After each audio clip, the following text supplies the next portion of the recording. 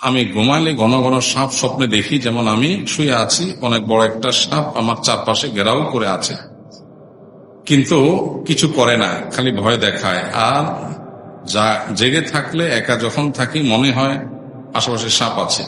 আমার নিঃশ্বাস বন্ধ হয়ে যায়, কথা বলতে পারি না, কথা বন্ধ হয়ে যায়। আবার প্রায় ওই স্বপ্নে দেখি বড় একটা নদীতে নৌকাতে যাতায়াত করছে এবং মাঝখানে গিয়ে ডুবে যাচ্ছে। পরে আবার সাঁতার কেটে কিনারায় যায়। তখন এগুলো অনেক বেশি এখন এগুলো অনেক বেশি হচ্ছে আমার সাথে। আমার সাথে একা থাকতেই পারি না, বরং সময় মনে হয় আশেপাশে সাপ আছে। বুঝা গেছে প্রশ্ন। প্রথম কথা হলো যে ইমানদারের স্বপ্ন এটা অনেক ক্ষেত্রেই অর্থবহ হয়, আবার অনেক সময় এটা অহেতুক মানুষের জল্পনা কল্পনা থেকে হয়, শারীরিক দুর্বলতা থেকে হয়। অনেক সময় শয়তান মানুষকে ভয় দেখানোর জন্য করে। তো আপনার এই স্বপ্ন অ্যাকচুয়ালি কি, এটা স্বপ্ন বিষয়ে যারা বিশেষজ্ঞ তারা ভালো বলতে পারবেন। স্বপ্নের ব্যাখ্যা একটা আলাদা সাবজেক্ট, আলাদা একটা শাস্ত্র, এ সম্পর্কে এক্সপার্ট আছে। দুঃখজনক বাস্তবতা হলো আমাদের সমাজে এখন মাসালা এক্সপার্ট পাওয়া যায়, রুকিয়া বিষয়ে এক্সপার্টও পাওয়া যায়, স্বপ্নের ব্যাখ্যা বিষয়ে এক্সপার্ট বা অভিজ্ঞ আলেম বা ওইরকম রুহানি বা আধ্যাত্মিকতা সম্পন্ন মানুষ এখন পাওয়া যায় না। এটা দুঃখজনক বাস্তবতা। এর মধ্যেও যারা তুলনামূলকভাবে একটু ভালো পারেন এ বিষয়ে ব্যাখ্যা করতে, আপনি তাদের শরণাপন্ন হতে পারেন। সাপ কখনো কখনো, এটা আমি পার্টিকুলার এই কেসে এটাই হয়েছে যেটা বলছি না, কখনো কখনো সাপ, বিশেষ করে সেহের বা জিন জাদুর যারা ট্রিটমেন্ট করেন, রাকি, তাদের অভিজ্ঞতা এবং এই সংশ্লিষ্ট বিভিন্ন বর্ণনার আলোকে আপনার জানা যায় যে সাপ অনেক সময় জিন বা দুষ্ট জিন বা শয়তানের আকৃতি ধরে স্বপ্নে মানুষকে নানাভাবে ক্ষতিগ্রস্ত করার চেষ্টা করে।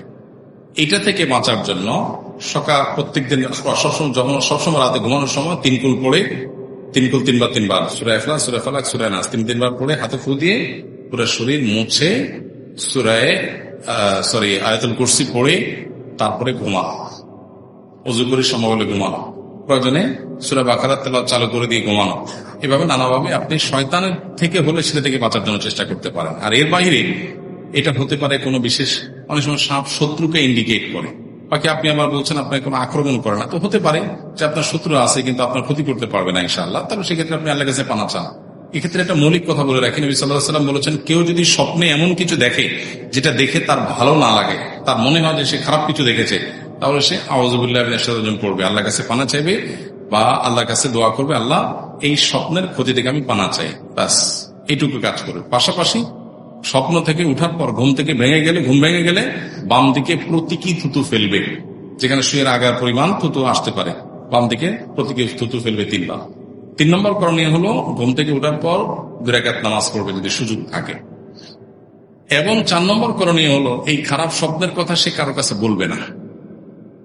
আমি এটা দেখছি, এটা বলে পারে না, এখানে তো ব্যাখ্যার জন্য বলেছেন, এর বাইরে কারো কাছে বলবেন না। আর ভালো স্বপ্নে কেউ দেখলে সেটা খুব কাছের লোকদেরকে বলতে বলা হয়েছে, আমভাবে সবাইকে না। তো এই সুন্নাহগুলো মেনটেন করে চললে ইনশাআল্লাহ বিধিল্লাহ আপনার পেরেশানির কোনো কারণ নাই। এর পাশাপাশি একা একা থাকলে আপনার মনে হয়, এটা দেখে আরেকটা জিনিস মনে হচ্ছে, সেটা হলো যে আপনি কোনো মানসিক ডক্টরের, কোনো সাইকিয়াট্রিস্টের হেল্প নিতে পারেন। সেক্ষেত্রে এটা যদি মানসিক ইস্যু হয়ে থাকে ইনশাআল্লাহ সেটা ইমপ্রুভ করবে। এমনকি এই যে ওয়াসওয়াসা, মানসিক সমস্যা, এটার কারণে রুকিয়াও করা যায়। সো রুকিয়া করলে আশা করা যায় আপনি সুস্থ হবেন বা স্বাভাবিক হবেন। আল্লাহ তাআলা রহম করুন। জাযাকাল্লাহু খাইরান। সুবহানাল্লাহি ওয়া বিহামদিহি, সুবহানাকাল্লাহুম্মা ওয়া বিহামদিকা, আশহাদু আল্লা ইলাহা ইল্লা আনতা, আস্তাগফিরুকা।